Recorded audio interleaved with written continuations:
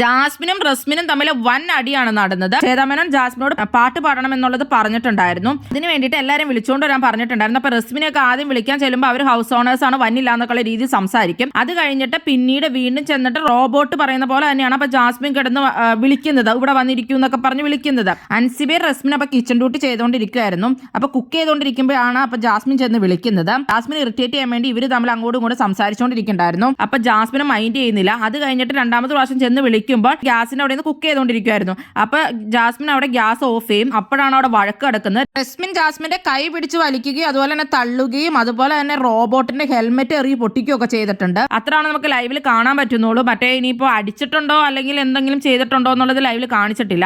ഉന്തും തള്ളും എല്ലാം നടന്നിട്ടുണ്ട്. അതുപോലെ തന്നെ ഹെൽമെറ്റ് ഒക്കെ എറിഞ്ഞ് പൊട്ടിച്ചിട്ടുണ്ട്.